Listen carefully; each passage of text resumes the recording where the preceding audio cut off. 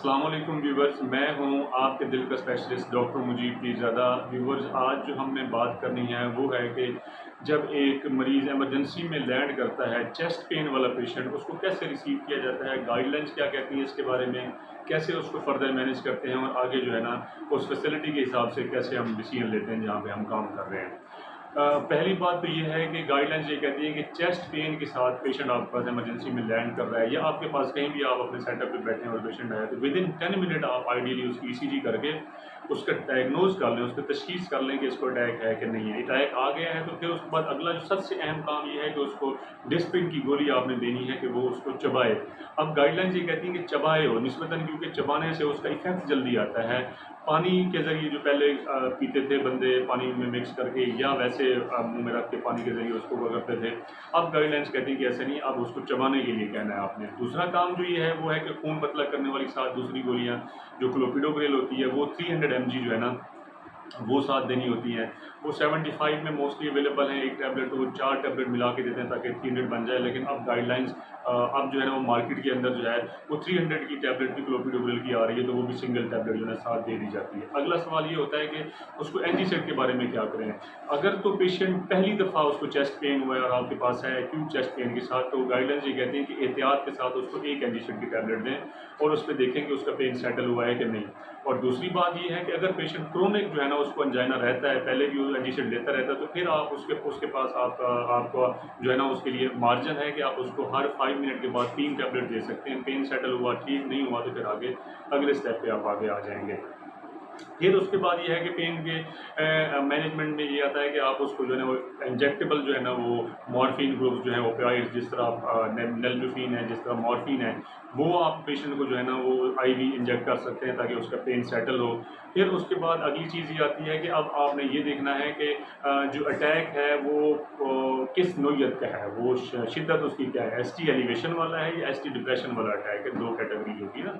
तो उसमें फिर ये देखना है कि आप जिस फैसिलिटी में बैठे हैं, जहाँ पे आप काम कर रहे हैं, जहाँ पे आपके पास मरीज़ ने लैंड किया है, क्या वहाँ पे प्राइमरी पीसीआई कैथ रेडी है। अगर तो प्राइमरी पीसीआई वाली कैथ रेडी है, एसटी एलिवेशन एमआई है, तो उसके बाद आप फ़ौरन उसको शिफ्ट करवा देंगे कैथ में, और विद इन 60 मिनट्स जो है 60 टू 90 मिनट उसको जो है ना स्टेंट डलना चाहिए उसको। अगर प्राइमरी पीसीआई की फैसिलिटी नहीं है तो फिर अगला चीज़ ये आती है कि हम उसको इंजेक्शन दे के उसको जो है ना वो खोलने की कोशिश करते हैं, जिस तरह मार्केट में फ्रीली गवर्नमेंट सेटअप्स के अंदर और दूसरा कमर्शियल जो है वो स्ट्रेप्टोकाइनेज वाला इंजेक्शन जो है ना वो अवेलेबल है, और वो लगा के हम जो है ना पेशेंट की नाली को खोलने की कोशिश करते हैं। अच्छा, दूसरा ये है कि अटैक जो है एसटी डिप्रेशन वाला था उसमें, तो एसटी नॉन एसटी एलिवेशन जिसको कहते हैं, तो उसमें फिर ये है कि हम पेशेंट को खून को पतला करने वाले इंजेक्शन भी साथ लगा देते होते हैं, और फिर पेशेंट को अगला स्टेप ये होता है कि अब हमने इमरजेंसी ट्रायल में उसको मैनेज किया और फिर उसको हमने शिफ्ट करवाना होता है पेशेंट को वार्ड के अंदर। और वार्ड में फिर हमारा जो स्टे होता है मरीज़ का वो कंडीशन के हिसाब से होता है। आइडियली ये है कि 3 टू 7 डेज़ का उसका स्टे होना चाहिए। हम जो है ना सिम्टम्स के हिसाब से उसको जो है ना और पेशेंट के फ्लो के हिसाब से, रश के हिसाब से भी बाद में फैसला होता है। तो हम जो यूजुअल में रूटीन में चल रहा है हमारे यहाँ, तो 72 आवर्स का पेशेंट को स्टे करवाते हैं, क्योंकि ये बड़ा क्रिटिकल पीरियड होता है, इसमें उसकी कॉम्प्लिकेशंस के होने का रिस्क बहुत ज़्यादा होता है। वो कॉम्प्लिकेशन जिनको फ़ौरन अगर टैकल करें तो वो रिवर्सिबल कॉम्प्लिकेशन होती हैं। तो इसलिए 3 दिन का स्टे करा के पेशेंट का जो है ना उसको फिर उसके बाद देखा जाता है कि वो कितना स्टेबल हुआ है। उसमें हम पेशेंट को तीसरे दिन पे थोड़ा सा वॉक भी करा के देखते हैं कि इसको कितना अंजाइना हो रहा है। अब हमने अगला स्टेप क्या करना है, इसकी अगली जो मैनेजमेंट है वो उसके रिस्क स्ट्रेटिफिकेशन, उसके कितना ख़तरनाक है उसके लिए आगे का मरहला, वो हम फैसला कर रहे होते हैं, और आगे कोई फर्दर जो चीज़ें हैं वो करवानी है कि नहीं।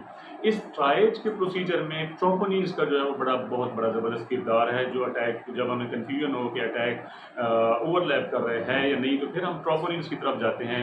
कार्डियक जो इंजाइम्स हैं ट्रोपोनिन्स में, पहले होता था कि कार्डियक ट्रोपोनिन्स टी और आई वो विद इन 6 आवर्स जो है ना हमने करवाने होते हैं। आफ्टर 6 आवर्स उसकी जो है ना एक्यूरेसी वो होती थी। लेकिन हाई सेंसिटिव ट्रोपोनिन्स अब मार्केट में आ गए, स्पेशली ट्रोपोनिन आई जो है, और वो उसकी ब्यूटी ये है कि ये बड़ा जल्दी जो है ना वो एमआई को डिटेक्ट कर लेता है, और विद इन 3 आवर्स भी आप अपने पेशेंट का ये टेस्ट करवा सकते हैं और आप उस पर डिसीजन ले सकते हैं कि पेशेंट को हमने एडमिट करना है, पेशेंट का अटैक सीवियरिटी वाला है कि नहीं, मतलब ये एडवांसमेंट एडवांसमेंट्स के बाद आया है। बाकी CKMB, क्रेटिनिन काइनेज और हीमोग्लोबिन और इस तरह की जो मायोग्लोबिन्स और जो इस तरह के टेस्ट होते थे वो अब ऑब्सलीट हो गए, उनकी स्पेसिफिसिटी नहीं रही, क्योंकि जब से ट्रोपोनिन्स आए हैं ये हाईली सेंसिटिव हैं, कार्डियक टिश्यू से रिलीज होते हैं, तो अब वो दूसरे टेस्ट के लेस रिलायबल होते हैं। इसलिए फिर जो है ना हम ये सिर्फ ट्रोपोनिन्स के ऊपर ही हम जो है ना वो ज़्यादा रिलाई कर रहे होते हैं और उसके हिसाब से फिर जो है ना हम आगे फर्दर पेशेंट को मैनेज करते हैं।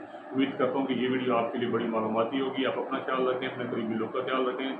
सबसे पहले सेहत। अस्सलाम वालेकुम।